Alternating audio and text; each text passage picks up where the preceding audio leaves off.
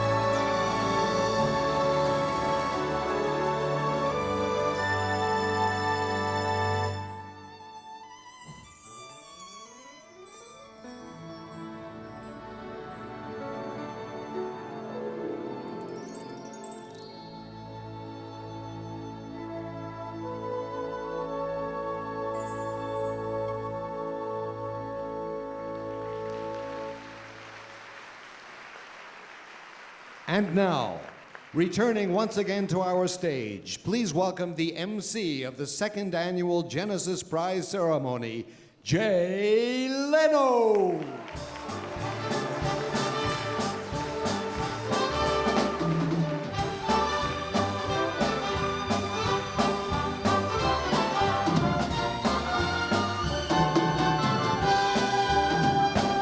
Thank you very much. Hi, everybody. How are you?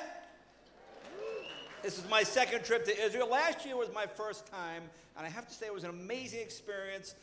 The history, the people, the beauty of the city. I had one small problem, and I guess it was more cultural than anything else, because I came right to the airport last year to this theater, and I met Ronan, our director, and I said, what should I do? He goes, what do you do? Here's what you do. You stay backstage. There'll be some talking, music will play for 4 or 5 minutes, and then I say your name. And I said, when I hear my name, I walk out? No, no, no. No, you don't walk out. You stay. I stay. I don't walk out. You stay. Okay. I hear, ladies and gentlemen, and they hear that, and God told the Jews, and there's lightning and thing, and then the band plays for 5 minutes. He goes, please welcome Jay Leno. So I stand there, and I hear, where are you? I said, do I walk out? No, you don't walk out. You stay. I stay here. I don't walk. You don't walk out. You stay. Let's try again. Okay. And God told the Jews, and the lightning goes off, and the band plays for 5 minutes. Please welcome Jay Leno. And I said, what are you doing? He said, I come backstage. I said, I don't understand. Do I hear my name? Do I walk out? He goes, no, you don't walk out. You walk in. What? You walk in. I walk in. Okay, I get it. Okay, I walk in. See, you know, they're calling me the host. I don't consider myself the host of this show. I consider myself now Israel Shabbos Goy. That's my job. I come, maybe on Christmas Day you can do something for me. You know, I read a lot about Israel since my last trip here. I learned that Israel is a leader in global warming research. In fact, Israeli scientists predict by next year, Vladimir Putin could be shirtless as early as February. Okay? In my studies, I learned that, and this is amazing to me, I didn't know this, in 1952, Albert Einstein was offered the chance to become prime minister or president of Israel, but he refused. You know why? Because he was smart. No. Einstein knew it was easier to figure out the mysteries of the universe than try to figure out how to keep Israeli voters happy. He knew that. Now see, I am proud that Israel is the only democracy in the Middle East. See, I take it further. I think Israel is the purest democracy in the world. You know why? Because in Israel, it seems like every voter has their own political party. Huh? I mean, if you have 1/10 of 1%, you are leading. You guys have more parties than that Italian Prime Minister Berlusconi got. Hey, were you sad to see that David Blatt, the Israeli coach of the Cleveland Cavaliers, lost the NBA Finals the other night? Yeah. He lost the championship, huh? Something else people blame on the Jews. Here you go again. You know, while I was here, I was asked if I would do a show for the inmates at the Masayahu prison, but I said, no, I figured I'd see enough politicians here tonight, so I figured, you know, it seemed double jeopardy, yeah. In fact, since I was here last year, I found that the former Prime Minister Olmert is going to prison for taking bribes. Taking bribes. I didn't even know he played soccer. Did you have any idea? It's kind of ironic. Olmert began his career here in Israel fighting organized crime. See, that's why he switched to politics. Apparently, he preferred disorganized crime. It worked that way. Actually, it's been a strange year for politics, don't you think? I mean, President Obama invites the King of Saudi Arabia to America, and he refuses to come. Then Obama does not invite Prime Minister Netanyahu, and the guy shows up anyway. So, you know, yeah. I've actually had more FaceTime with Netanyahu than Obama has. That's kind of the odd thing. Actually, over the last year, I've come to cherish my friendship with Prime Minister Netanyahu. I know him to be a man of his word, unless, of course, that word is spoken the day before the election. Then maybe things are a little different. Can we get a shot? Is he laughing? Yeah. Well, last week, Prime Minister Netanyahu spoke out about the international community's silence over the recent rocket attacks in Gaza, to which President Obama said, shh. And actually, in his speech talking about the Middle East, Iranian Supreme Leader Ayatollah Ali Khamenei said, he said it is a myth that Iran is trying to develop nuclear weapons. To which President Obama said, "That's good enough for me. You know, I'm fine." And of course, the man in the middle of all of this, Secretary of State John Kerry, broke his leg while riding a bicycle. In his defense. You know how hard it is to ride a bicycle when you're backpedaling? It is very hard to do. It is very hard to do. So that's right. Now, here is a frightening story that happened a couple weeks ago. I'm sure you know this. In Iraq, a group of 21 ISIS suicide bombers blew themselves up in class. In class. Talk about quick learners. Oh, my God. I mean, if you blow yourself up in class, do you get extra credit? I'm not sure how it works. Of course, the big story now in the United States is ISIS is trying to recruit American teenagers. Luckily for us, all our kids are too fat to qualify, so that actually works out pretty good. Of course, back in the States, as you probably know, the Republicans are trying to get rid of Obamacare. You familiar with Obamacare? It provides health care for everyone. See, the trouble with Obamacare is they have too many government agencies under the Obamacare umbrella. For example, I got a prostate exam the other day, but it was done by a drone, and that made me uncomfortable. So it wasn't comfortable. Now, that's Obamacare. Don't confuse that with his Israeli policy. That's Obama don't care. That is a totally different policy. And as you know, in just 18 months, America will have a new president. Some people think it will be Hillary Clinton. Others think it will be Hillary Clinton, so that should be it. And recently, Hillary Clinton was given a very prestigious award by the Elton John Foundation. She was voted the future president, most likely, to look like Elton John. I thought that was quite an honor. And we have this is a tough room, I'll tell you. We have a number of Republicans running for president. Marco Rubio, do you know him? He is being called the best communicator in the Republican Party, which is kind of like being called the smartest Kardashian, you know. Donald Trump running for president. Doesn't really know much about the Middle East. In fact, today he said, which is the place with all the Jews? What's the name of that place? You can break out that one. Ted Cruz also running for president. And I don't want to say Ted Cruz is right-wing, but he feels Netanyahu is not pro-Israel enough. So. And Jeb Bush also running for president. Now, Jeb Bush said this the other day. He said, if elected president, he will rely on his brother George for advice on the Middle East and Iraq. Huh? Really? Isn't that like asking President Katzab for dating advice? I don't know. It didn't seem that way. Yeah. Well, I tell you,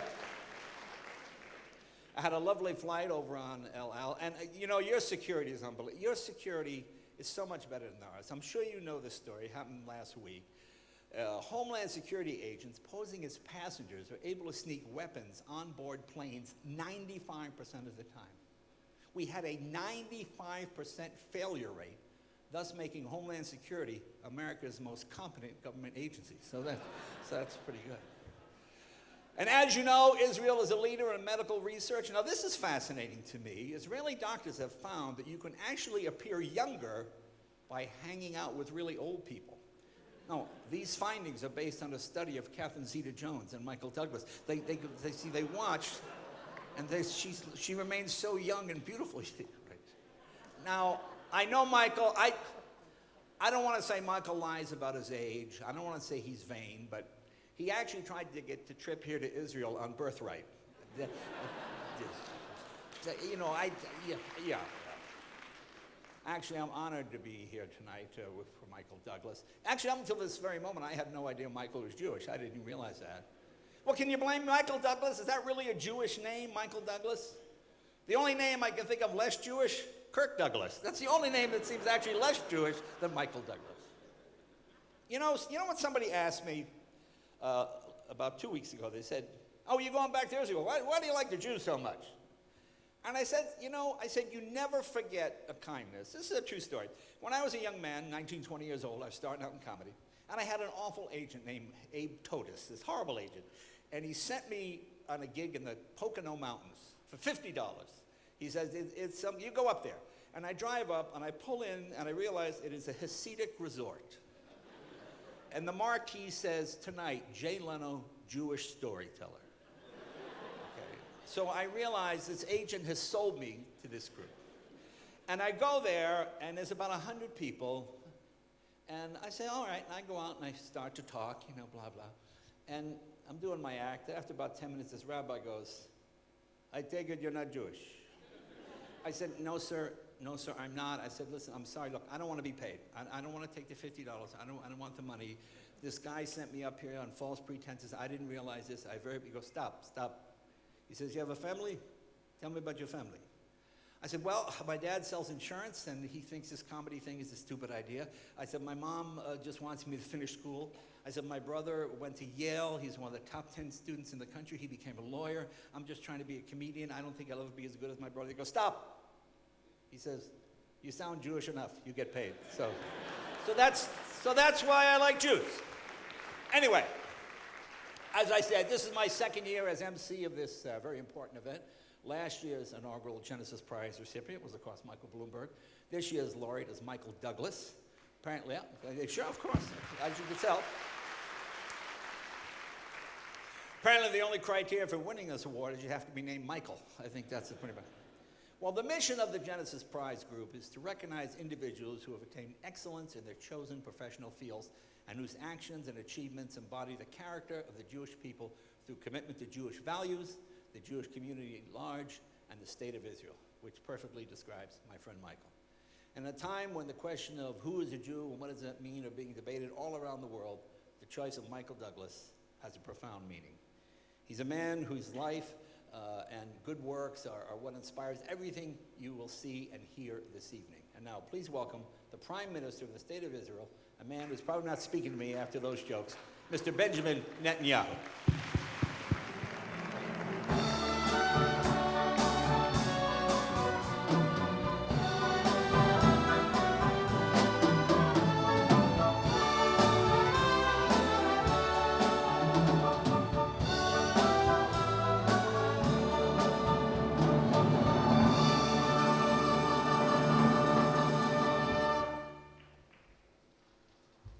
I am speaking to you, Jay.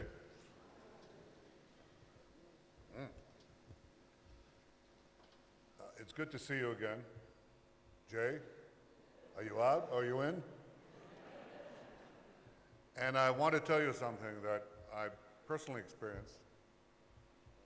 There are second acts, Jay, in comedy as in politics, and I can check if there's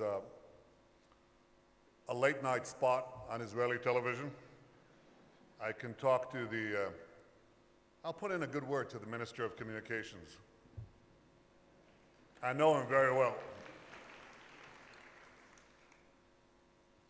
Tonight we're all here to honor the Genesis laureate of 2015, Michael Douglas. And this morning, Sarah and I and our son Yair had the pleasure of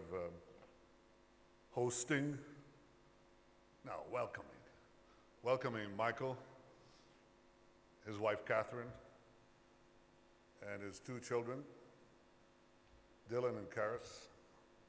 What a beautiful family. And I was impressed.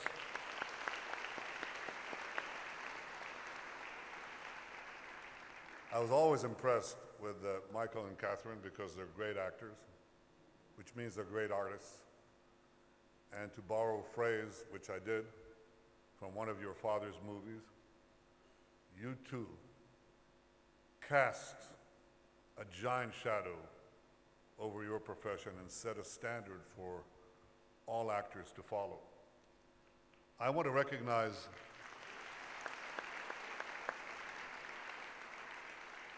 in fact, on the way over here, Michael and I were talking, and I asked him, remember that movie with Rage?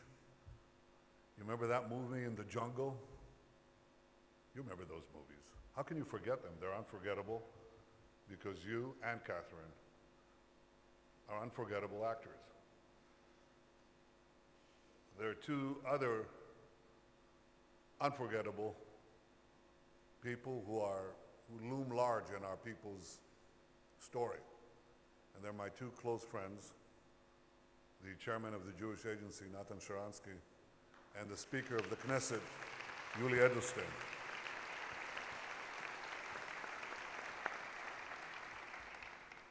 You know, we always ask in Israel, when we meet somebody who said, so what did you do in the army? What did you do in the army? Because it sort of tells you, I'm talking about politicians now, it sort of tells you, what did you do before you started wearing masks? Because politics always involves that to a certain extent. Yuli and Natan, before they came into politics, they were imprisoned in the Soviet Union. They fought for freedom.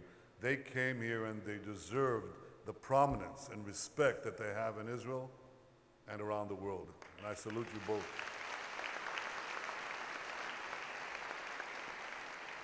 And I want to take this opportunity to thank Michael Friedman, Peter Avin, and German Kahn for your dedication, for your commitment, for your generosity. And to you, Stan Polovets, the chairman and CEO of the Genesis Prize, thank you for everything you're doing, Stan. And thanks too to Led Blavatnik, who participates in this project. And thanks to all the members of the Selection and Prize Committee, thank you. The Prime Minister's Office, the Jewish Agency, and the Genesis Prize Foundation have united around this important project. And if I had to summarize in one word what it is that we're trying to foster, that word is pride. Pride in the Jewish people, pride in the Jewish state. And there's much to be proud of, because the Jewish people are remarkable in so many ways, not only because we brought the book of books, the idea of monotheism, the idea of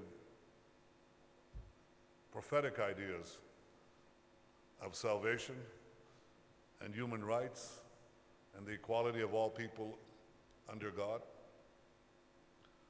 but also because after, for about 1,500 years where we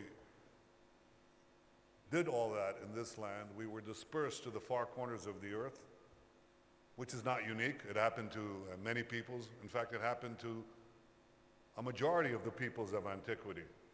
They were dispersed, they were gone, they lost their identity and disappeared. This is actually the most common thing that happened to the peoples of the past.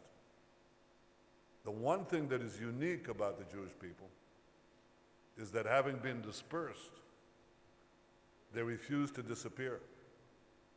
And they kept saying, year after year, for 2 millennia, they kept saying, we'll be back. Sounds like Arnold Schwarzenegger. We'll be back. We'll be back in Jerusalem, back in the land of Zion, back in the land of Israel. And this seemed an impossible dream, but we did achieve that return and the ingathering of the exiles. And this dawns on you on special occasions, and I was once a soldier, and we marched through the Judean desert. You just cover the whole thing, and hot days, and you wait to get to the end point in the evening, and the end point was the foothills of Masada. Now, it's hard to have this sense of elation when your muscles are strained, your feet are sore, you're covered in sweat. And then I remember in that night looking up at that mountain where the last remnants of Jewish resistance were defeated by the Romans in 73 CE. That's almost 2,000 years ago. And we were demolished. I was standing exhausted in the place where our people were supposed to be exhausted, finished, dead, dispersed, gone. And I was standing there, a soldier in the army of Israel, the army of the Jewish state. And I look up at that mountaintop, and I think of the Roman commander Silva, and I actually said this, Silva, we're back. We came back. And this is one of our achievements. But when we came back, we climbed so many mountains, we crossed so many deserts, and we created a country like no other. It's a country that, though beleaguered has created these amazing things. Yes, technology, you have your cell phone, you have Israel in your palm. So many applications, so many innovations. You drink a glass of water, not only in Israel, but in many countries now, you're drinking the product of Israeli technology. Yes, number one in recycling. I was in China and with President Xi, and they said, we want to have your dairy industry. They have to feed they drink a lot of milk in China. And I said, well, that's a very good choice, because you know which cow produces more milk per cow than any other cow? You think it's a Dutch cow, a French cow? No, it's a Jewish cow. It's a computerized cow. It has, every moo is computerized. And the same is true of water. You want to drink just to live, but hundreds of millions around the world are enjoying the products of Israeli innovation. That's the old problem that we've solved with new techniques, but there's a new problem that we're solving, and that's the problem of cybersecurity. You need it. You can't have the geometric growth of the internet economy without having cyber protection. And the other day, as I told Michael this morning, in fact last week, the chairman of Google, Eric Schmidt, visited my office, and he says, Israel is number one digital powerhouse in the world. I said, Eric, aren't you exaggerating a bit? He said, no. You know, I'll be precise. In absolute measures that I make, you're number two. After Silicon Valley, after Cambridge, Mass, and before Cambridge, Mass. Before Cambridge, England. Per capita, you're way off the charts. And what you're doing now in Israel is setting a growth engine for the next 50 years. So Israel is all that, and medicine. A lot of the drugs that people use and the medical applications originate here. So it's not merely doing good things for us, it's doing good things for humanity. Israel is an oasis of technology, of innovation. It's an oasis of freedom. An oasis of freedom and liberty and light in a region that appears to be a sea of darkness and despotism. Now, democracies are tested under fire. And we've been tested from day one. But we've maintained our values. We've built here a rambunctious democracy. Jay, you out there, in there? You come to the Knesset for one day, it'll give you material for a lifetime. A third and fourth act. This is a democracy where all our citizens, Jews and non-Jews alike, are equal under the law. And I'm proud that in the one and only Jewish state, Jews can come here and live here as free people, and they can come here from any part of the world. All Jews can feel at home here. And as Prime Minister of Israel, I'm committed to strengthening the unity of the Jewish people. And I will continue to reject any attempt to divide the Jewish people and to delegitimize any Jewish community. Everyone is welcome. Reform, conservative, Orthodox alike. Everyone.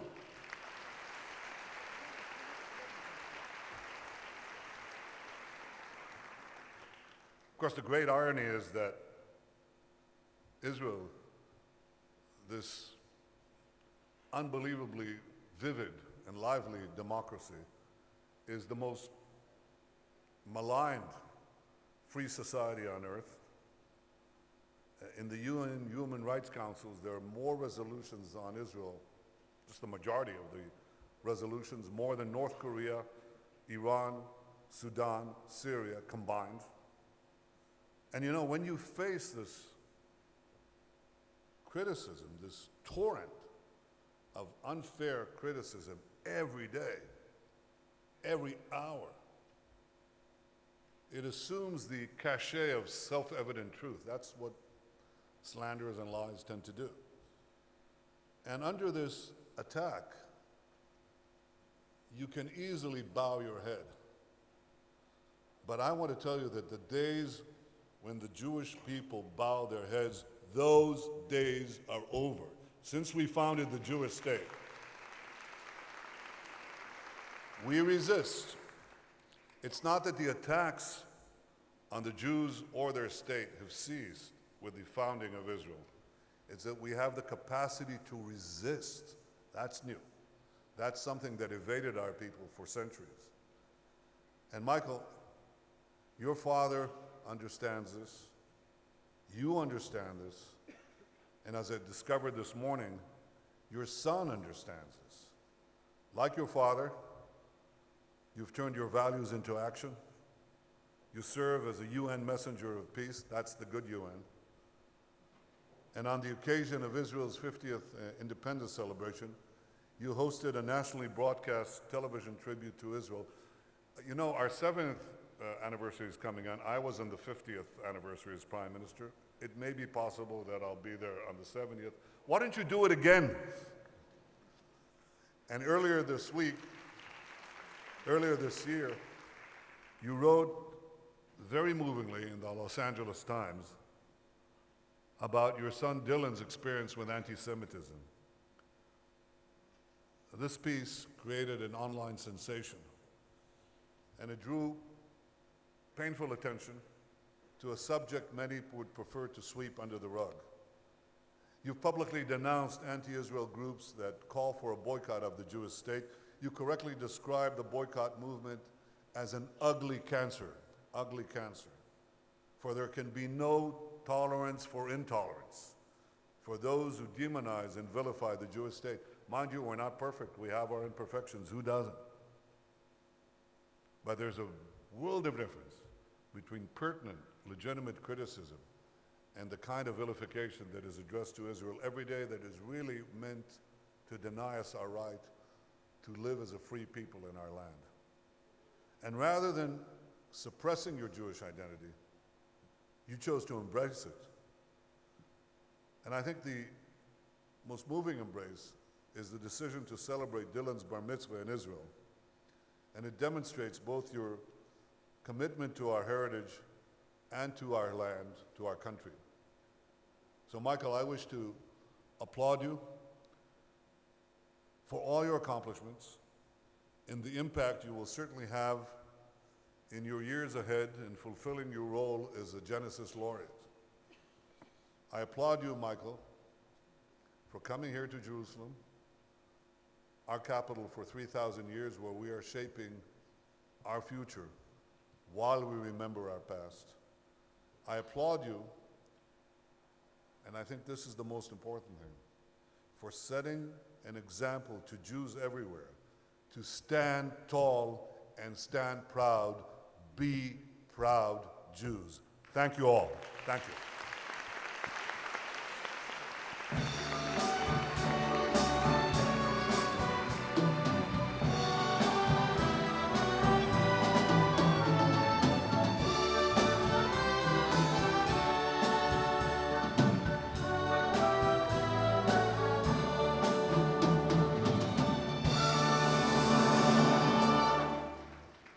Ladies and gentlemen, she is a fashion model, a television host, an actress, and a businesswoman. Please welcome Bar Raffaeli.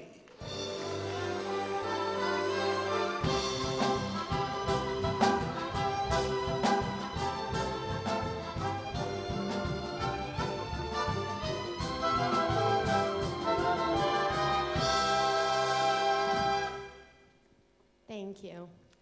It is such an honor for me to be here at the Genesis Prize ceremony. Well, actually, it's a double honor, for not only am I supportive of what the foundation and prize stands for, but I've always been such a huge fan of both our host, Jay Leno, and this year's laureate, Michael Douglas.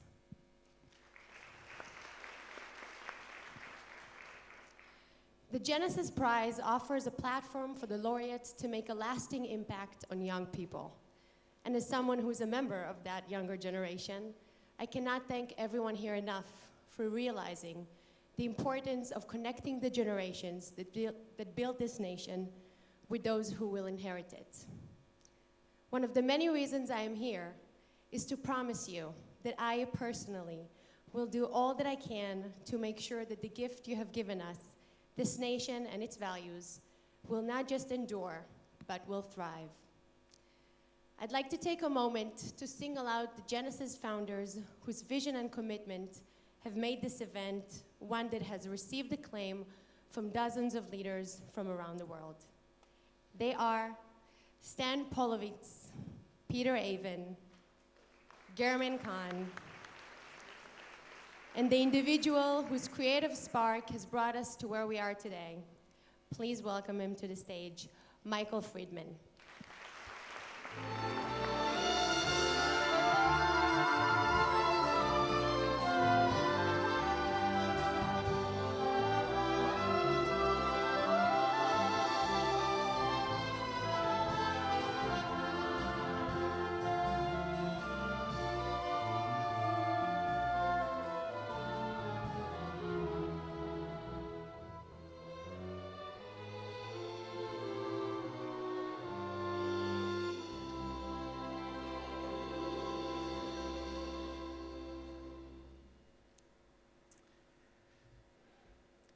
Prime Minister, ladies and gentlemen, friends, welcome to second prize-giving ceremony of the Genesis Prize Foundation. Despite the very short history of this award, it has attracted much attention from Jews all over the world. Stirring debate about what makes the Jews who have been shortlisted for it special. This was our goal and intention. We wanted people to reflect on their Jewishness, not take it for granted. Last year, it was Michael Bloomberg. This year, it is Michael Douglas. Both men have had plenty of awards, but this one is quite different. It is not an award for their achievements in business or art, great as they are. It is not an award for their contribution to the Jewish faith or studies. It is an award for enriching the Jewish identity with their personal endeavor, for perpetuating the system of values and the way of life that make Jews indestructible. I strongly believe that identifying and celebrating these values is particularly important now, when the temptation and ease of being assimilated into other cultures is today greater than at any other point of our history. And this creates one of the biggest challenges to Jewish identity. For many generations of Jews, particularly in the past, and particularly for the part of the world that I come from, identity was never a question. Actually, the state took care of it. Luckily, it no longer does. It may seem odd to talk about the risks of assimilation when anti-Semitic attacks are becoming more frequent. Jews in Europe are being killed for being Jews. The shooting at the Great Synagogue in Copenhagen, the attack on a Jewish school in Toulouse, and a Jewish museum in Brussels, this barbaric outburst of violence have conjured up memories of the darkest day of European history and prompted questions about the safety of Jews in modern Europe. But we would be giving in to terror and negating our own achievements if we were to allow for our identity to be defined by these acts of persecution. In fact, while anti-Semitism is rearing its head once again, the world has become more accepting to Jews. The number of people holding unfavorable views of Jews in Europe is declining. The hatred of the Jews today is an anomaly, not a norm. After the deadly attack in a kosher supermarket in Paris, thousands came onto the streets holding signs, "Je suis juif." Many of them were Muslim. The governments of the countries where anti-Semitism occurs feel ashamed of it. Jewishness, not a barrier to education or careers as it was half a century ago. As a student in the Soviet Union, I could not enter Moscow's top physics school because I was a Jew. But it was not just the Soviet Union that barred Jews. Yale University, where two of my daughters now study, once had a 10% quota for Jews. But at recent graduation ceremony, I heard the Yale president, Peter Salovey, who comes from a distinguished rabbinical family, tell his students to commit themselves to tikkun olam and cite the golden rule of Hillel. What is hateful to you, do not do to your neighbor. That is the whole Torah. The rest is explanation of this. Go and study it. The flare-up of anti-Semitic attacks must not obscure the fact that the world as a whole is becoming more tolerant and free, just as an outburst of some horrible disease must not obscure the fact that the people on the planet live longer than ever before. In fact, today's rise in nationalism and xenophobia is a reaction to this growing freedom, not a symptom of its decline. The question for us is not just how we protect ourselves from nationalism and xenophobia, but how we respond to growing freedom and tolerance. How do we define who is and who is not a Jew? To me, Judaism is a philosophy of a minority that wants to remain a minority. Jews, or Ivri, are people from the other shore, having the courage and confidence to be alone with the truth is the essence of Jewishness. It is obviously easy and certainly less troublesome to get dissolved in a majority. There are plenty of Jews in the world who are fully assimilated in other culture, but there is always a minority that refuses to get dissolved and who think of themselves as others. This is not easy, but usually highly productive. It is this refusal to fit in with the majority that makes Jews a threat to any totalitarian rule. This is why in the Soviet Union, anti-Semitism served as a common ground for nationalists and Stalinists, people who believe in individual freedom and who have earned the right to be a minority will always resist nationalism, which rallies around the idea of majority. Freedom is a condition of our survival. Jews are a chosen people, not because they're better or cleverer than others, but because they dare to challenge the views of the majority in thought and in art, because they smash barriers of conventional wisdom and push themselves to the forefront of knowledge and human endeavor. If we sustain these key Jewish qualities of pushing the boundaries and overcoming obstacles, we will never run out of Nobel Prize winners, Oscar laureates, and Forbes list billionaires. In the strictest sense of our understanding, our laureate this year is not a perfect Jew. His mother is not Jewish. I even suspect that he does not spend every Friday evening in a synagogue. Yet he is someone who put his energy and determination into being Jewish, who exercised his free will and showed commitment to follow the path of his ancestors in search for a foundation. Should we deny his Jewishness on the basis of his mother's birth, or should we celebrate it on the basis of his commitment to embrace Judaism?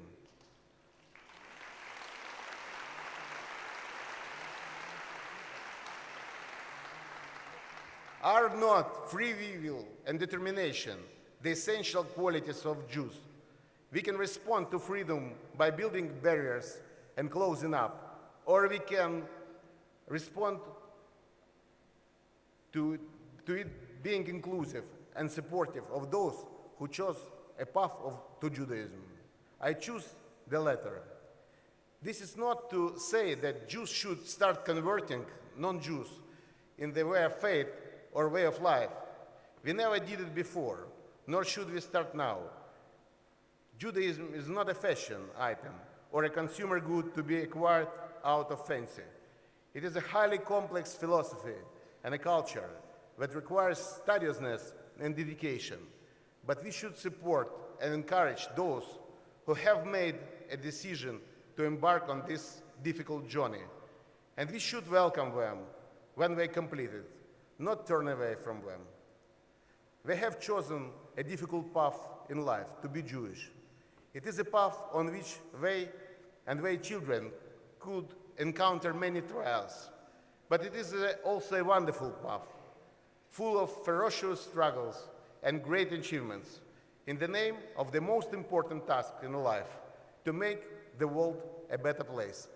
As Albert Einstein said, today every Jew must recognize that to be Jewish is to bear responsibility for the whole humanity. Thank you.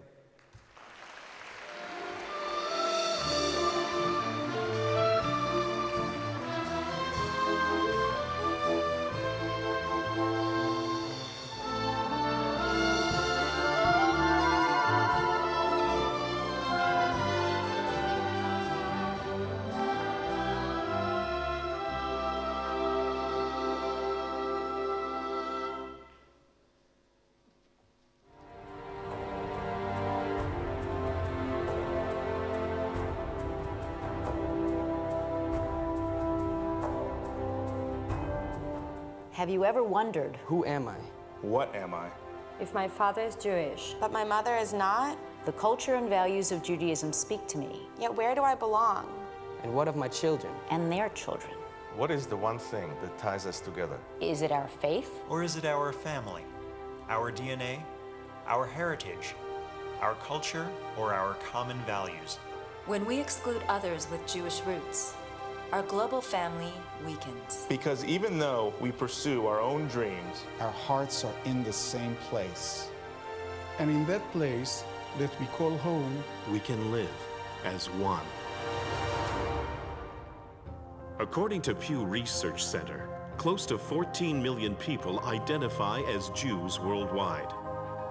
With great perseverance and mutual support, the Jewish people have strived to rebuild what was destroyed by the Holocaust.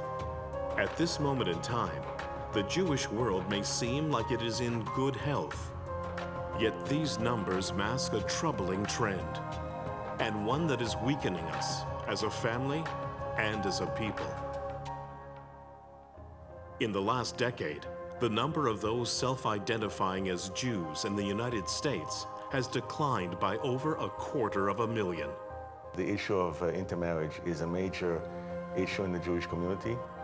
In the United Kingdom, the population which identifies as Jewish decreased by 130,000 within 2 generations. It is estimated that this number will drop by a further 50,000, or almost 20%, over the next generation.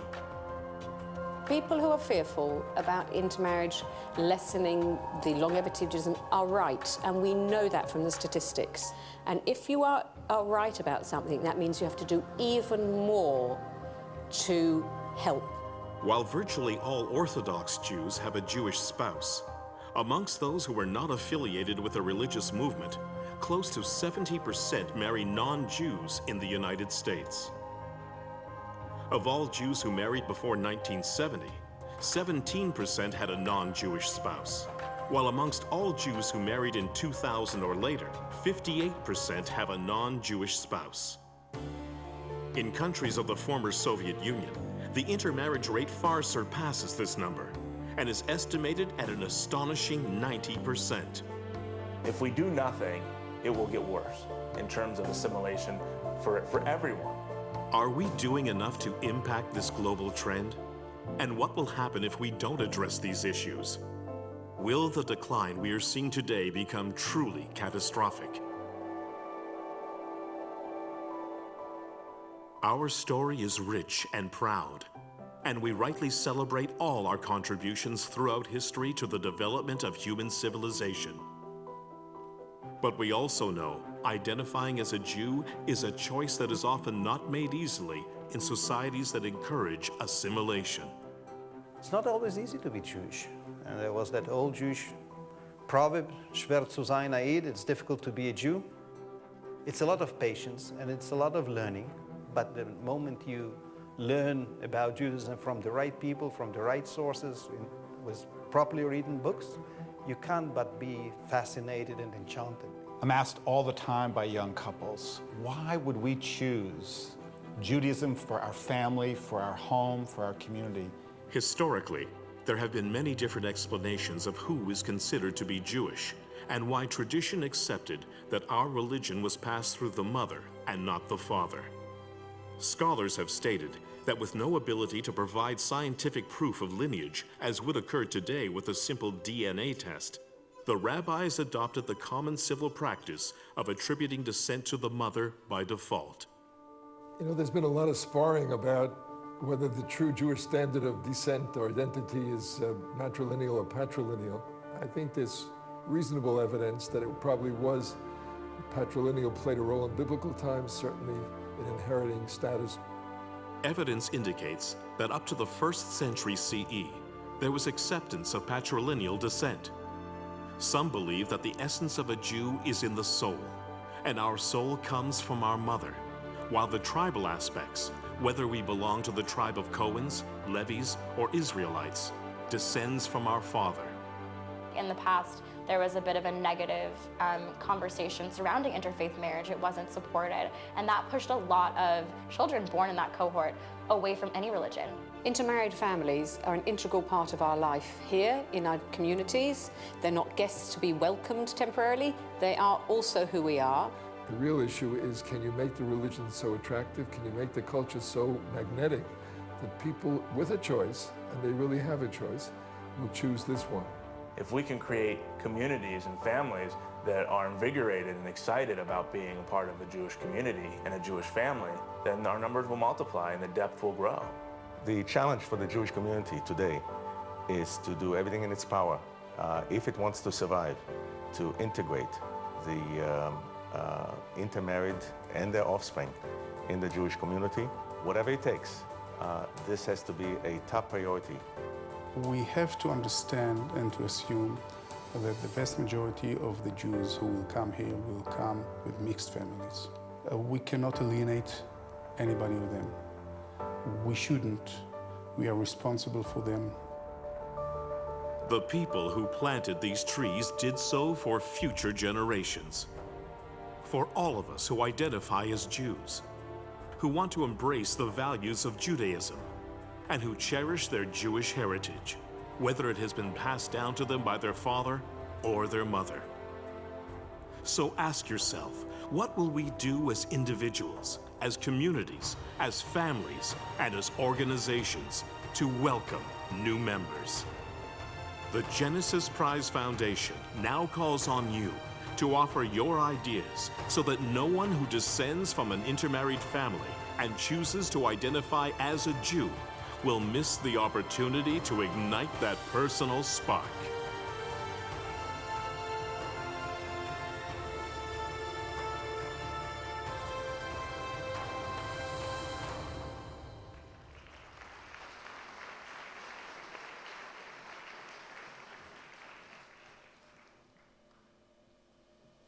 Thank you, Mr. Friedman. Last year, the Genesis Prize Foundation created the Genesis Generation Challenge in honor of our first laureate, Michael Bloomberg. The Genesis Generation Challenge is a global social entrepreneurship competition funded by the 2014 $1 million Genesis Prize to seek out and find ideas from young adults that will make the world a better place for all. The response to this idea was incredible. Over 2,000 individuals registered for the competition, and 113 projects were submitted representing over a dozen countries. Teams from around the world submitted ideas guided by the Jewish values for projects that demonstrated innovation and creativity in addressing the world's most pressing issues. After careful review of all the amazing projects, the 57 executive and industry leaders were served as judges, chose 9 winning teams, each of which will receive a grant of $100,000 to further their work. To show the truly global nature of this, the winning teams were from Israel, the US, Canada, Kenya, and Burundi. One of the winning teams is Levan, an initiative to bring together young North American leaders to invest in and support the incredible Israeli entrepreneurs who have dedicated their work to tackling global issue challenges, disease, poverty, education, and environment. With us tonight is the founder of Levan, Vanessa Bartram. Vanessa is a social entrepreneur from Miami, Florida, who made Aliyah to Israel. She is here to share some insight into her project. Please welcome Vanessa Bartram.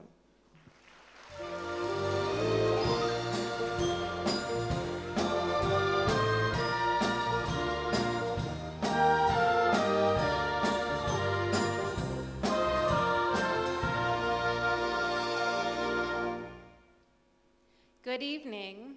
It is an honor to be here as a representative of one of the 9 winners of the Genesis Generation Challenge.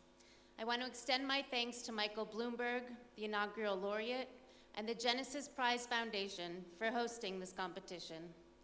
It is particularly exciting for me to be representing my new venture, Levan, as a proud citizen of my new country, Israel, after having made Aliyah 2 years ago.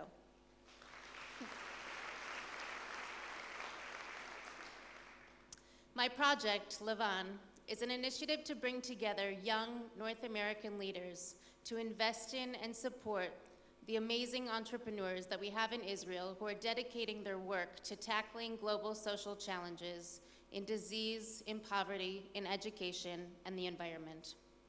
Our first investment was in a startup, Mobile ODT. The company has a goal to save 1 billion lives by providing cervical cancer screening for women in developing countries using mobile phones.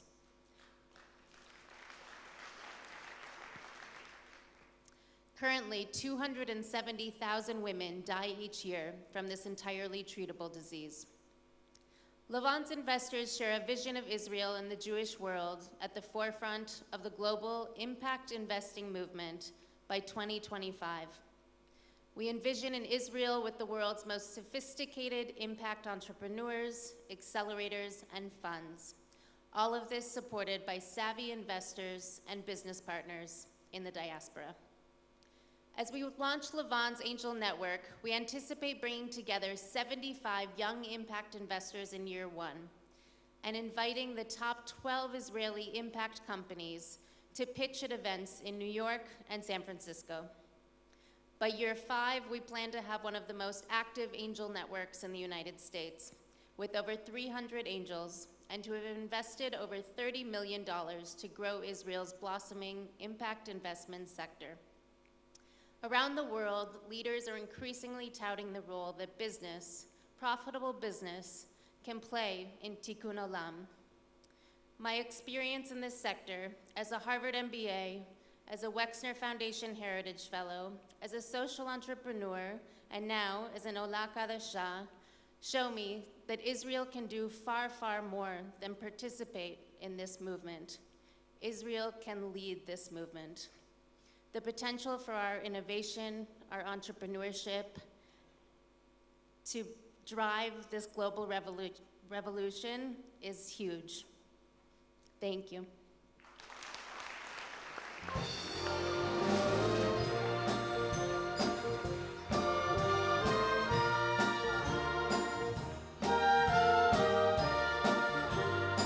Thank you, Vanessa. Well, after watching that video, I'm going to go on J-Date. Check it. Hey, they had the gay pride this past weekend in Tel Aviv. That's an issue here in Israel, isn't it, gay marriage? You know why I'm for gay marriage? Think about this. It is the only time in history when both parties are interested in the wedding ceremony. See, that never happened. Anybody know what the gayest city in North America is? You know what it is?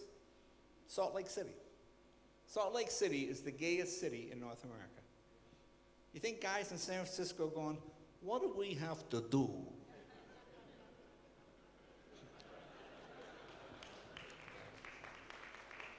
Actually, Salt Lake City is Mormon. Actually, it's not Mormon, it's a hyphen. It's more men. It's more men with a hyphen. Okay, I'm going to quit all in my head. Folks, a very special thank you to the Rihanna Symphonette Orchestra, conductor David Ziba. Very nice job. All of tonight's dancers and singers. You know, the contribution of the Jewish people to Hollywood and Broadway and the entire entertainment industry are groundbreaking and inspiring. Take a look. Watch this video.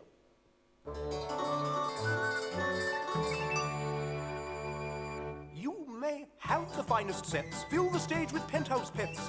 You may have the loveliest costumes and best shoes. You may dance and you may sing, but I'm sorry, Arthur King, you'll hear no cheers, just lots and lots of booze. You may have butch men by the score, whom the audience adore. You may even have some animals from zoos. But the audiences won't care, sir, as long as you don't dare, sir, to open up on Broadway if we don't have any Jews. Beneath this song's comedic message, there's a simple truth that the Jewish people are the driving force and the heart and soul of every type of entertainment, from Paris to Odessa, Broadway to Hollywood. It's who we are, born from a people who are storytellers. It's the way we pass our rich heritage from one generation to the next, how we cope with the hard times and celebrate the good times. Shomer Yisrael. And in doing so, we ended up entertaining the world.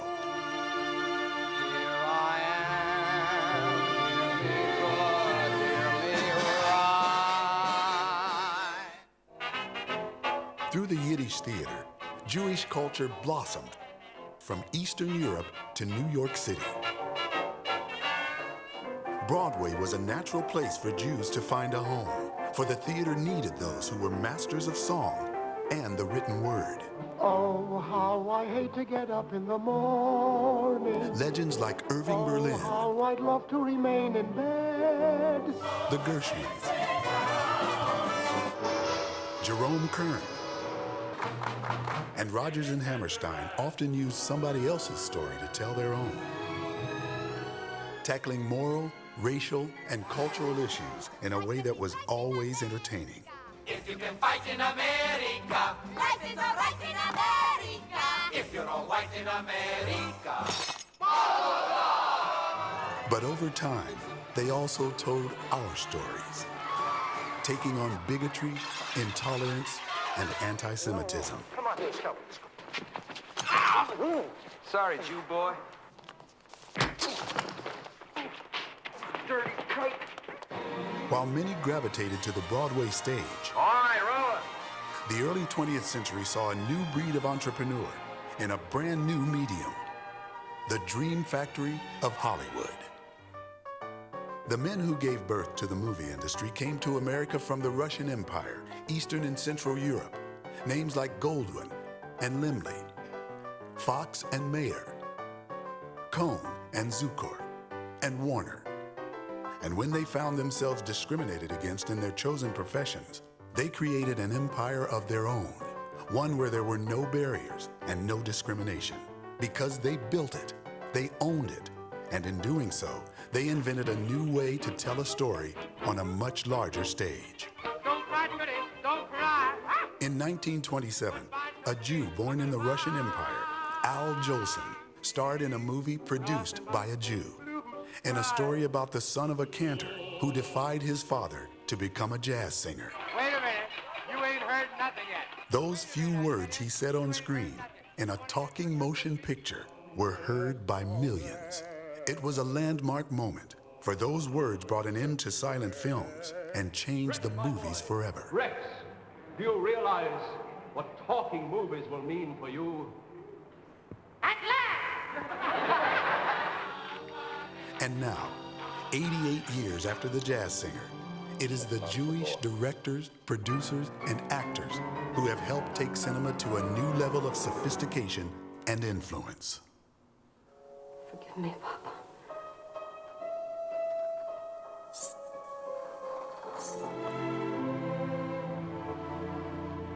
I could have got more out. I could have got more. I don't know if I just... It is Jewish filmmakers like Steven Spielberg, whose use of new techniques, just like the moguls before them, That was awesome. who have once again changed the movies forever. And there was another medium where early Jewish stars made their mark.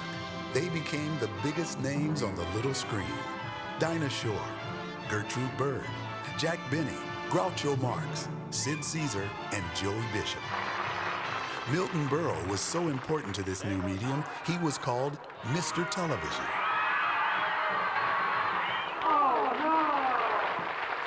And they and those who followed them have for 60 years dominated the small screen worldwide. You know who's responsible for that, don't you? The Jews.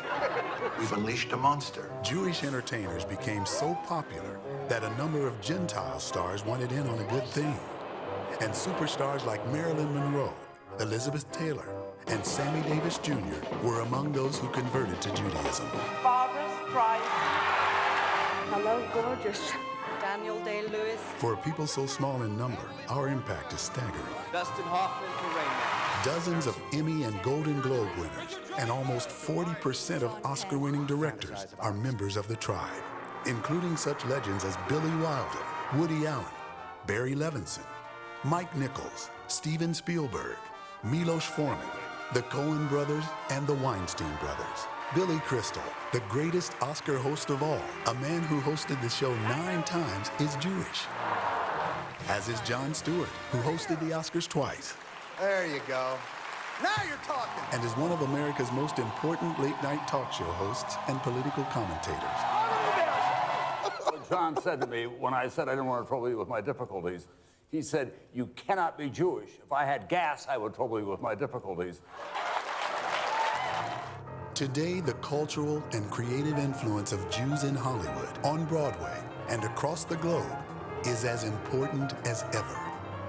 And whether we are behind or in front of the camera, on late-night TV, or the theater stage, on the little screen, or the big screen, we continue in the same starring roles we've had for generations, for we are the storytellers, making the world laugh, cry, and always be entertained.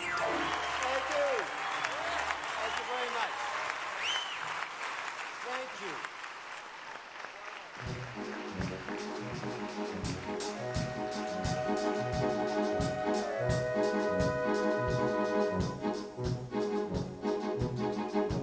Willkommen, bienvenue, welcome.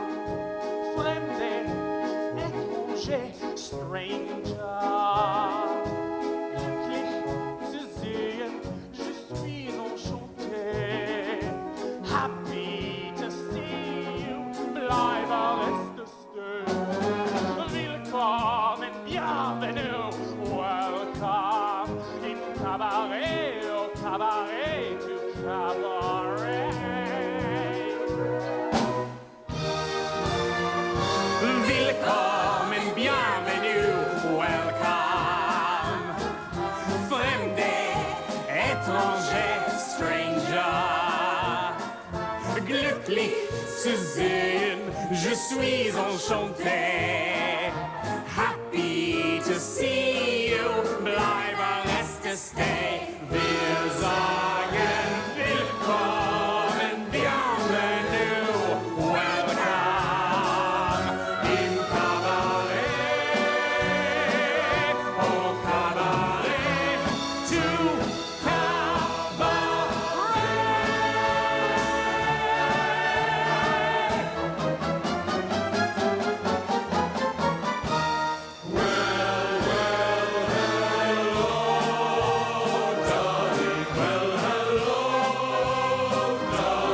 It's so nice to be back home where I belong.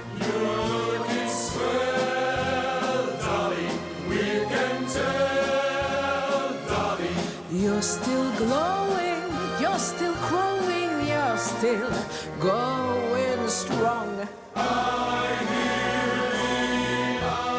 hear it tinkle, I see them twinkle, and you still get glances from us handsome men. So wow, wow, wow, fellas, look at the old girl now, fellas. Wow. Dolly will never go away. Dolly will never go away. Dolly will never go away again.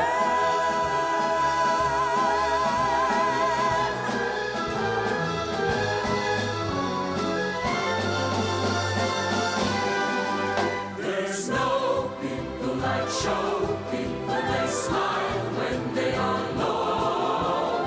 Even with a turkey that you know and fold, you may be stranded out in the cold. Still you wouldn't change it for a sack of gold. Let's go on with the show. Let's go on with the show. There's no business like show business like no business like no. Everything about it is appealing. Everything the traffic will allow. Nowhere could you get the happy feeling when you are stealing that extra power. There's no people like show people. They smile when they are low. Yesterday they told you you would not go far. That night you open and there you are. Next day on your dressing room they hung the star. Let's go on with the show. Let's go on with the show.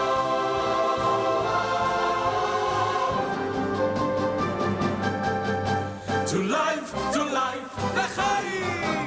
l'chaim, l'chaim, to life. It takes a wedding to make us say, let's live another day. Drink l'chaim to love. We'll raise a glass and sip a drop of schnapps in honor of the great good luck that favors you. We know that when good fortune favors to such men it stands to reason we deserve it too. To us and our good fortune, be happy, be healthy, long life. And if a good fortune never comes, here's to whatever comes. Drink l'chaim to life.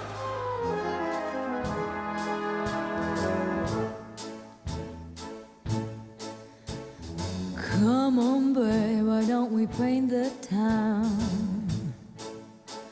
And all that jazz, I'm gonna rouge my knees and roll my stockings down.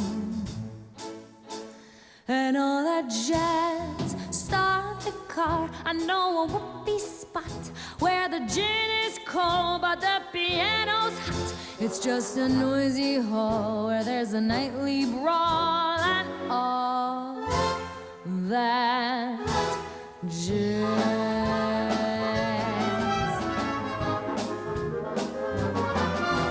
Come on, babe, why don't we paint the town? And all that jazz, I'm gonna rouge my knees and roll my stockings down. And all that jazz, start the car. I know a whoopee spot where the gin is cold but the piano's hot. It's just a noisy hall where there's a nightly sprawl and all that jazz.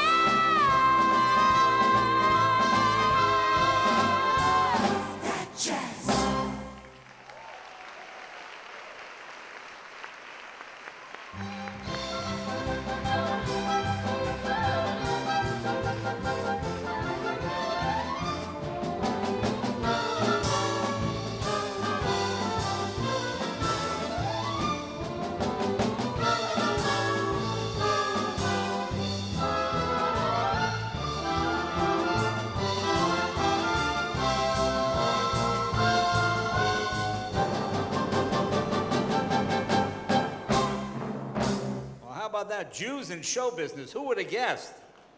Next thing you know, they'll be on Wall Street. All right, now it's time for the most important part of this evening's celebration, the actual ceremony and the presentation of the Genesis Prize.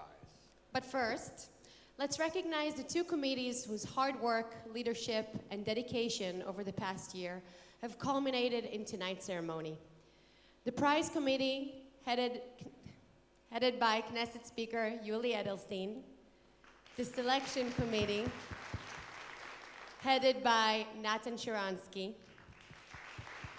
Let's show appreciation to the members of these distinguished committees. Now, yes, the actual Genesis Award is both an art object and a spiritual legacy. For this glass horn is a shofar, designed by the artist Boris Spitzman. Spitzman, I hope I'm saying that right. The shofar serves as a call to prayer, a powerful reminder of the time when the sound of the horns roused armies for battle. Now, during the high holidays, the shofar calls on the Jews worldwide for spiritual renewal. The choice of glass symbolizes the Jewish people. Even when shattered to pieces, glass stays forever, and after thousands of years, the broken pieces can be gathered and reassembled, just like the Jewish exiles from all over the world are gathered and reassembled in Israel. This beautiful shofar is also a vessel containing a parchment scroll, a handwritten text from the Bible, written by the Rabbi Hani Klebansky. It is the Song of Songs, the Song of Solomon, the Song of Love that expresses the relationship between God and the people of Israel. It contains the verse, "You are lovely as kindness, pleasant as Jerusalem, awesome as an army arrayed for battle." One of the greatest Jewish sages, Rabbi Akiva, has famously described the Song of Songs as the Holy of Holies of all writings given to Israel. These words are read in synagogues worldwide during Passover holidays, and after tonight, Michael and his family will have their own scroll to read from. Michael Douglas is more than one of the most influential actors and producers of all time. He's a man who has earned worldwide respect for a person, for who he is as a person, is what I meant to say, and for what he has done as an artist, and for how he has used that success to better the lives of people everywhere. Here's his story. Being in Israel to receive the inaugural Genesis Prize is something I'll always cherish. And now I'm honored to pass the torch to actor, filmmaker, humanitarian, and my friend, Michael Douglas. Michael personifies the values and goals of the Genesis Prize, not only with his work in film, but through his efforts to promote peace and healing worldwide. Since before he knew the phrase Tikkun Olam, its spirit has been an inspiration for Michael Douglas. Influenced by his actress mother Diana and his movie star father Kirk, Michael saw at a very young age that the world was in need of betterment and that he could and should have a role to play in its improvement. That belief and Michael's lifelong passion for this very Jewish idea was passed on to him from a man whose values were forged in an Orthodox Jewish upbringing. I think we get our core values from our family, from our parents. And in his case, I think he had 4 incredible people raising him. My mother liked him. You know what I'm saying? My father liked him. See, there's a genuine person over there, brought up right. And he was. Even as Michael set out to carve his own path in film, he insisted on making movies that would raise awareness about important social issues. And while most actors must wait for opportunities to come their way, Michael grabbed the reins as a producer too, enabling him to create some of the most important films in history. All right, here they come, Queen to the Chesser. One Flew Over the Cuckoo's Nest brought to light troubling aspects of the American mental health care system. When I saw Michael for the first time, my heart sank. I panicked. This kid. I prepared myself for the worst, and I got the best. Jesus, I mean, you guys do nothing but complain about how you can't stand it in this place here, and then you haven't got the guts just to walk out? I mean, what do you think you are, for Christ's sake, crazy or something? Michael had a great work ethic. If you take on the job of making a movie, you better be there in your head 24/7. He always thinks about the bigger picture. He always thinks about how to use the gift of his acting, of his producing, and of his fame to make the world a better place. The China Syndrome warned about the potential dangers of nuclear power. This is Jack Goodell. We have a serious condition. You get everybody into safety areas and make sure that they stay there. And proved profoundly relevant as it was released a mere 12 days before the 3 Mile Island nuclear accident. Almost from the beginning of the trouble at 3 Mile Island Wednesday, officials were saying it was not a China Syndrome situation, referring to a new movie about catastrophe at an atomic power plant. Routine, huh? The American president confronted the need for stronger environmental policies years ahead of its time. 20% reduction in fossil fuel emissions. Talk to the GDC again, AJ. Tell them the president resents the implication he's turned his back on the environment. Tell them I'll send 455 to the floor, but I'm going to ask for a 10% reduction. Wall Street took on America's financial system, challenging the audience with both an assertion of its benefits and an exploration of its darker tendencies. Greed, for lack of a better word, is good. Greed is right. Greed works. Traffic created searing and sophisticated portraits of the damages wrought by both illegal drugs and by the systems built to confront them. There's a war on drugs. And many of our family members are the enemy. And I don't know how you wage war on your own family. Success in film brought Michael fame, but it's how someone uses fame that reveals their true character. Even with all his accomplishments, Michael's hunger to help the world never ceased. And so he leveraged his celebrity into a decades-long dedication to humanitarian work, which continues to this day. The truth of Michael Douglas is that he is a concerned, involved citizen.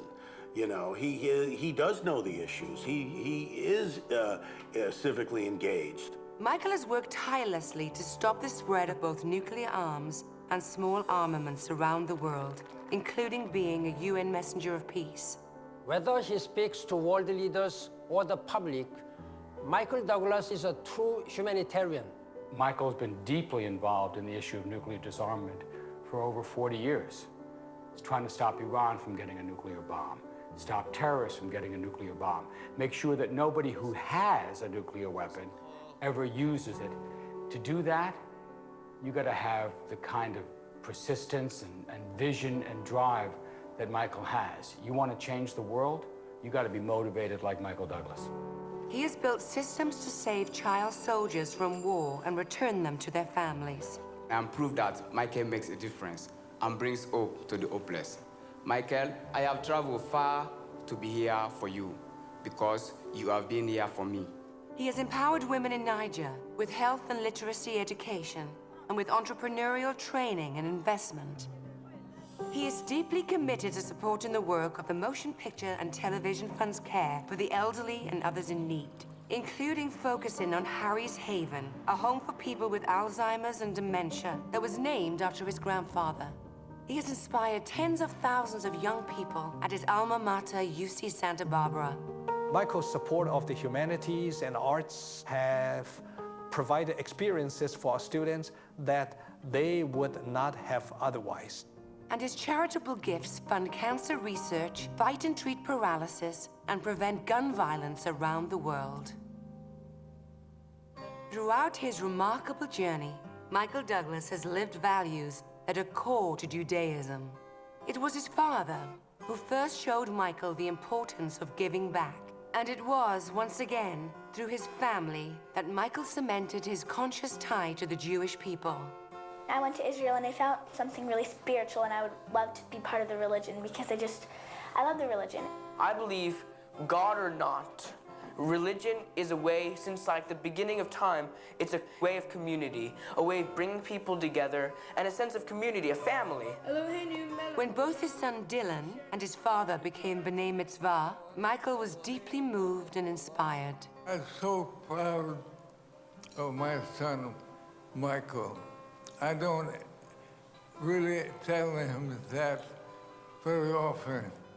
Whenever you talk to Michael, you have a sense that he is proud to be a Jew, that this is something that defines who he is, and that he cares about the values of Judaism.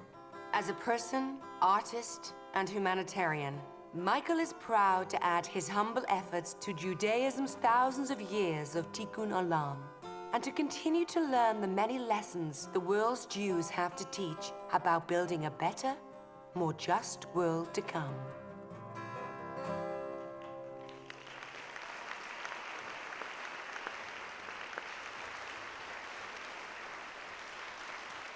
I think you've just seen why Michael is so deserving to have been chosen as the Genesis Prize laureate.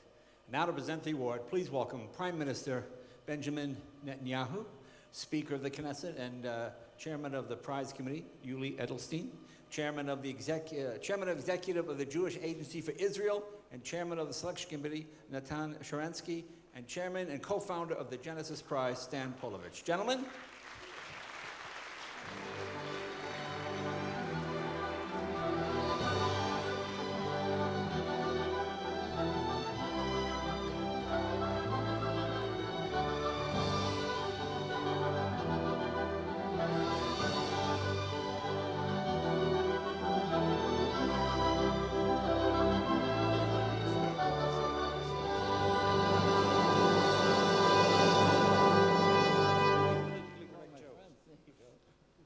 Guys, how are you? Is this the worst boy band in history, ladies and gentlemen? All right, and now please welcome the 2015 Genesis Prize laureate, Michael Douglas. Michael!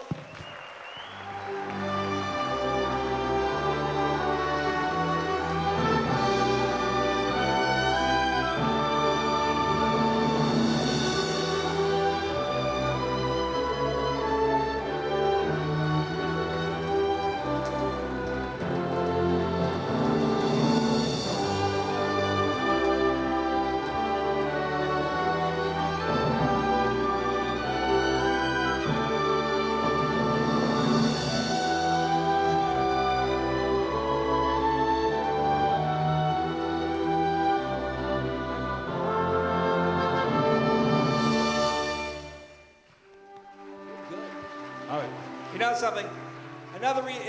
If you had been with Michael today, you would have seen he took every picture, he shook hands with every person. I think we all know movie stars are a little diva-ish, but none of them have your qualifications and won the things you've won. And just to watch you move and people come up, oh, and you took a picture and you shook hands, and I role model myself after you. And I go, I see you do it, and I go, wow, it's very impressive. So I just wanted to say that. So. Jay, Yeah. thank you. Sure. All right. Well, let's get on with the presentation. Now, I guess we're going to.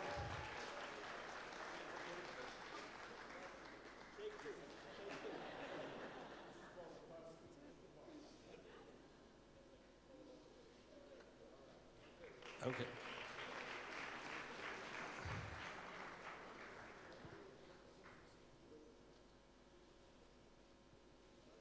Phone, I'll sneak in here. Which one does not belong?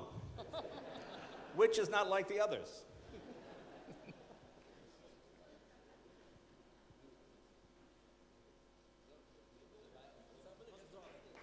No. Folks, sit down. Okay. Now, are we going to do a present? Okay. Now, I guess Michael works alone, gentlemen, so I'm sorry. Yeah.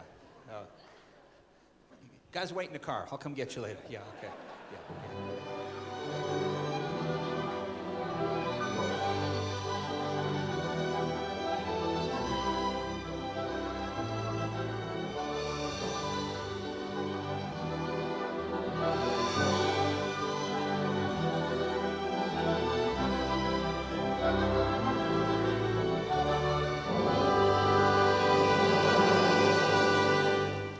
Is that like the Jewish Godfather theme? What is it? Saul, I have a proposition. All right. It's now time to hear from the man that they are, my friend and the recipient of the Genesis Prize, Michael Douglas.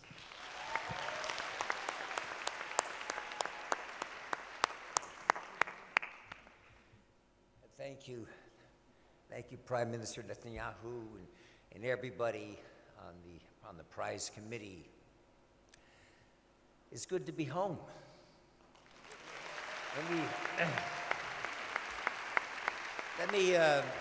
Let me restate that. It's good to be home again, for this is not my first visit in Israel. First time I came here was in 1965, when my dad was making Cast a Giant Shadow. It was a film about Mickey Marcus. Now, Mickey Marcus was an American colonel who came to Israel to fight the war for independence and became Israel's first modern general. And to me, this marked the start of the Israeli-American alliance, which is one of the most important and unbreakable partnerships for democracy that the world has ever known.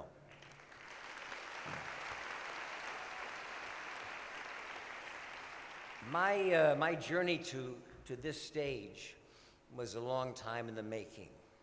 But along the way, there have been a number of key moments and people in my life that have pointed me in the right direction, and that led me to be able to say those 4 words with great pride: I am a Jew.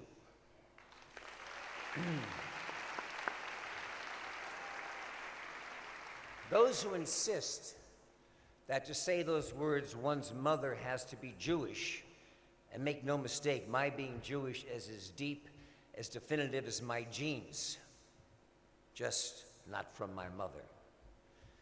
Our great tradition came to me instead from my father, Isir Danielovich, known around the world as Kirk Douglas, and the values that he instilled in me at a very young age. And as you saw in this the video earlier, my dad got bar mitzvahed for a second time the year 2000, when he was 82 years old. And I gotta admit that it was a little strange seeing an 82 or 83-year-old bar mitzvah boy. But at that service, he talked movingly about tikkun olam, about the desire to repair and make the world a better place to live in. And there was no contradiction between his Jewishness and his universality. They supported each other, and it struck me at that time that the concept he embraced on the bima, the idea of tikkun olam, was something that had always been an indelible part of our family. Kirk reconnected with his Jewish roots after a horrible airplane accident when he turned 70. I also connected with my roots at the age of 70. So like father, like son.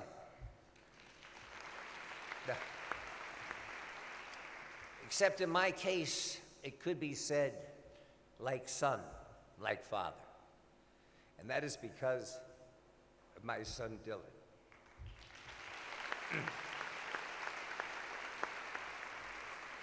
Although Catherine and I do not keep a religious household, 3 years ago, Dylan developed through the friends a deep connection to Judaism. He would go to their houses for weekends and watch his friends' families celebrate Shabbat. He would go with them to Hebrew school and watch as they learned and grew spiritually and intellectually. And after a few months of being part of this important part of his friends' lives, Dylan came home one day and he said he wanted a bar mitzvah. And when he started going to Hebrew school and studying for his bar mitzvah, it connected me with the religion of my father. Dylan brought the spirit and teachings of Judaism into our household, and it touched Catherine and me. It moved us. It made me think, and it made me strong. And for that, Dylan, I will always be grateful.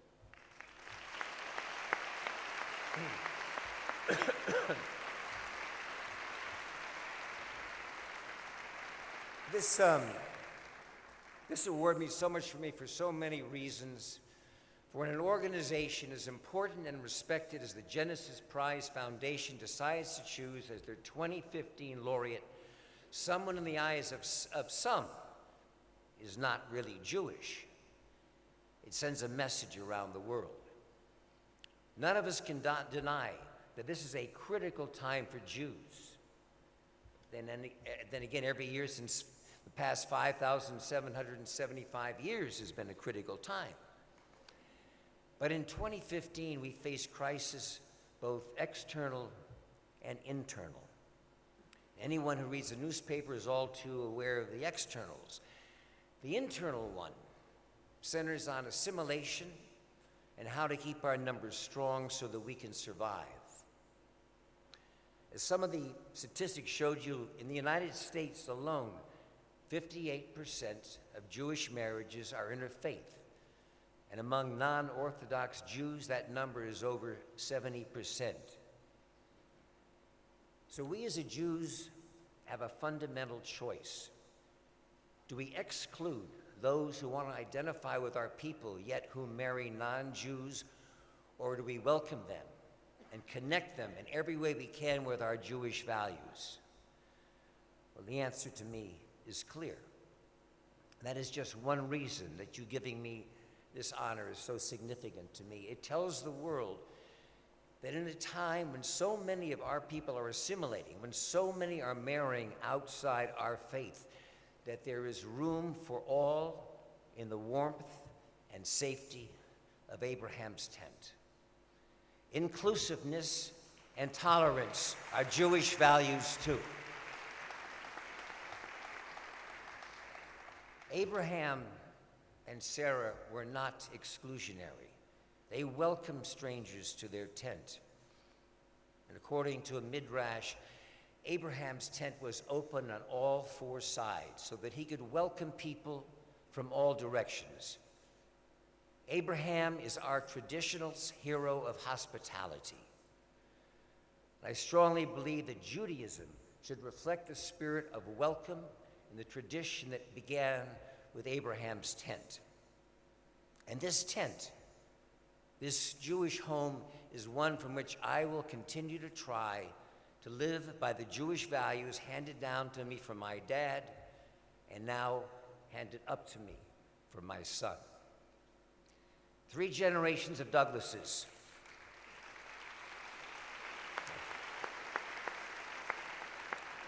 The 3 generations of Douglases, from Kirk at home to Catherine and my kids Dylan and Karis, who are committed to keep working to repair the world.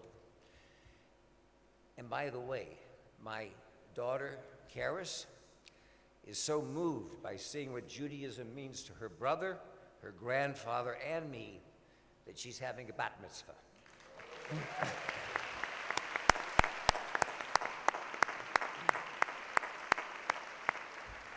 Catherine and I are planning it day and night. It's going to be next May, if my next movie does okay at the box office and we can afford it. But with this honor comes a very substantial prize, and in a tradition started by Michael Bloomberg, and we know how Jews love tradition, the Genesis Prize Foundation will donate the prize money to some organizations and causes that I believe in. The first of several grants will go to an initiative at the Jewish Funders Network to encourage philanthropy and acceptance and sharing the Jewish faith with intermarried couples and their families.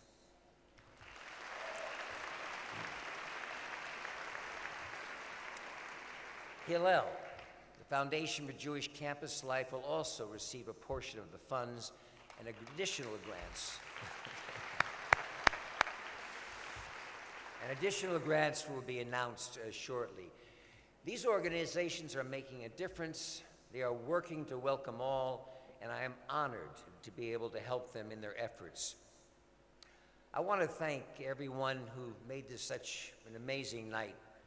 Prime Minister Netanyahu, Speaker of Knesset, Chairman of the Prize Committee, Yuli Edelstein, Chairman of the Selection Committee, Nathan Sharansky, Chairman and co-founder of the Genesis Prize, Steve Polovets, the entire Genesis Prize team. And of course, I want to single out and give a special thanks to a man who is not only the Genesis Foundation, but also is a true humanitarian and role model, Michael Friedman.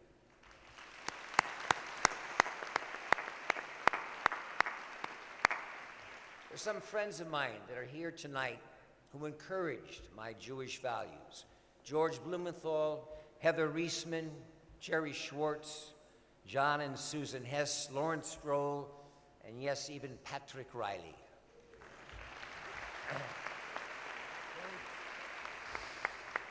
Most of all, though, I want to thank Catherine, Dylan, and Karis. Seeing them here tonight means so much to me. They inspire me. They challenge me, and they know that no husband and father could love them more. Stand up. Please stand up.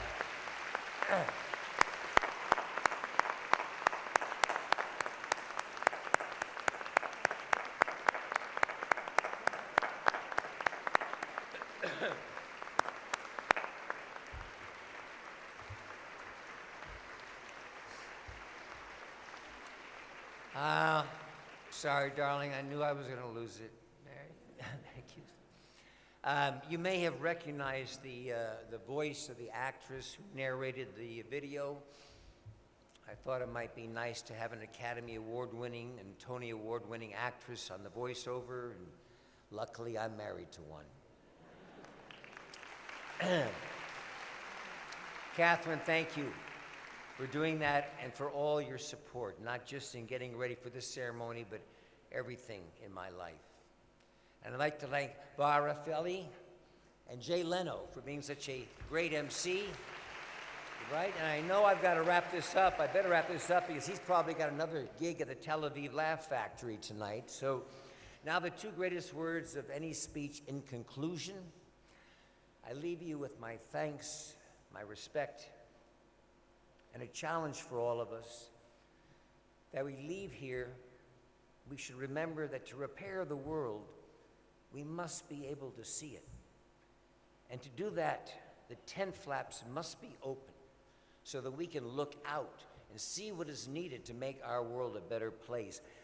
Those tent flaps must be open so that all who come in and join our tribe know that they are welcome.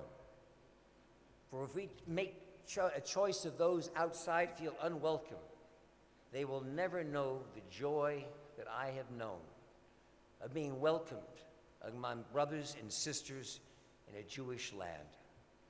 And I will always come back to this blessed and heroic place, which for me will always be home. So I thank you very much for this honor.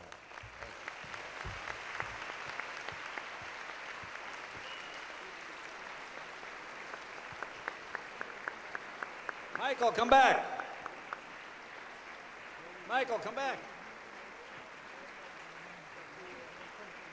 Michael, come back. No, stay there. Stay there. Stay there. I want to thank Michael for not using that Just for Men hair coloring. That really looks best. That's good. No. Folks, you have to sit down when we can't see the teleprompter. There. No, congratulations. Your message is truly inspiring. And now I have an important surprise announcement. Because the issue of inclusiveness has resonated so strongly in the global Jewish community, the founders of the Genesis Prize Foundation have been joined by another Jewish philanthropist who will double this year's award from $1 million to $2 million. Yeah, there you go. And just as with the first $1 million, these funds will be used for grants to organizations and committees to the topic of inclusiveness and intermarried families in the Jewish community. Combined with the matching grants program created by the Genesis Prize Foundation and the Jewish Funders Network in honor of Michael Douglas, this would create a total fund of $3.5 million dedicated to this important cause. So please help me thank the Genesis Prize Foundation's founders and their new partner, who prefers to remain anonymous, for their vision and their generosity. That's really just amazing. Now, Michael, someone who admires you very much and is a good friend of the State of Israel, has sent a message. I'm going to read it right now. This is from Barbara Streisand. Ooh. Well, I'm going to try it again. This is from Barbara Streisand. Oh, there you go, right there. Dear Michael, congratulations on receiving the unique Genesis Prize. This celebration of noted Jews who use the power of their extraordinary achievements to help others accurately describe what you have done with your films. Your philanthropy, your activism, it's wonderful that you're dedicating this prize money to promote inclusion within the Jewish faith. Let all who seek its beauty feel welcome. Well, thank you.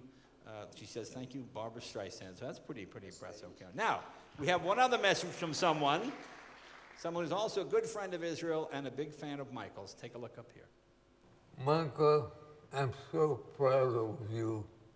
But you know, I'm famous too. Yes, listen, fans rush up to me on the street and they look with bulging eyes and they say, Michael Douglas' father. Good luck, Michael. 98 years old, ladies and gentlemen. Kirk Douglas, 98 years old, and to show you what a virile man he is only 7 years older than you are. That's amazing. That's unbelievable, only 7 years older than you. So I want to say congratulations. Thanks. It's really exciting. Thank you. Folks, it's time for the big closing number. Let's take it away. Michael, see you later. Big closing number. Did I mention it's the big closing number?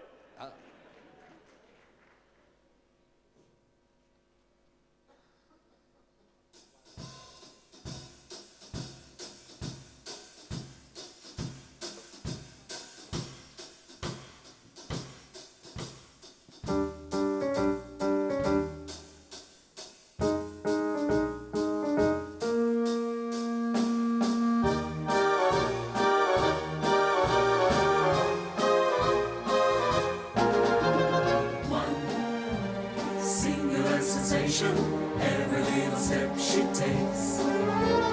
One thrilling combination, every move that she makes.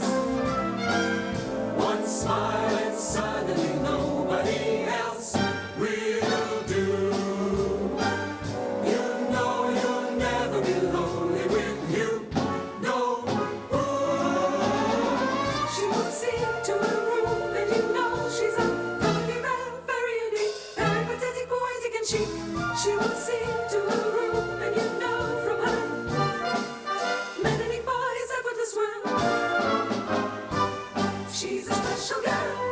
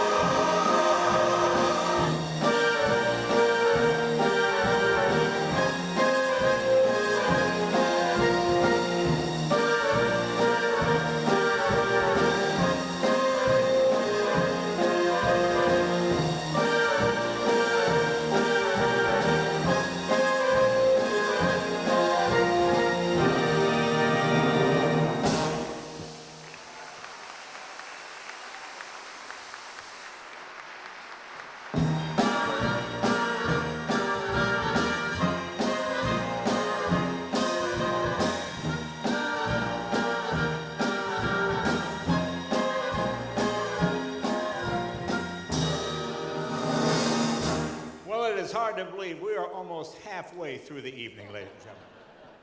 Well, congratulations to Genesis Prize laureate Michael Douglas and to everyone involved in this great evening. This brings us to the end of a historic night, and a reminder, the nomination process for the 2016 laureate closes at the end of this month.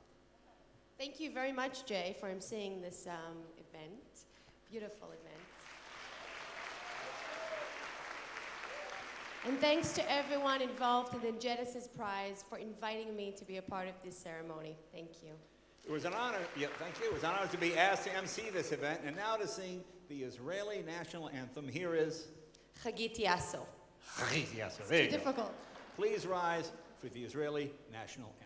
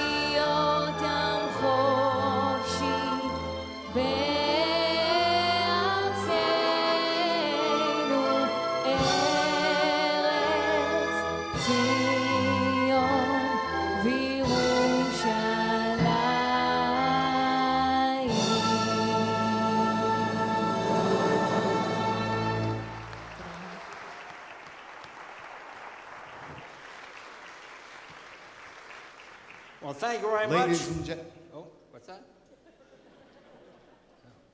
Oh, you got to sit down. I can't see the teleprompter. Well, anyway, thank you much for coming, everybody. Have a wonderful night. And if you parked in one of the parking garages, see Prime Minister Netanyahu. He will stamp your parking pass for you. Thank you for making me. Yeah, thank you for making me a part of this wonderful event. Good night, everybody. Thank you very much. Jay Leno and Barafaeli. Ladies and gentlemen, we ask you to please remain in place until the Prime Minister and his entourage have left the hall. Thank you and have a good evening.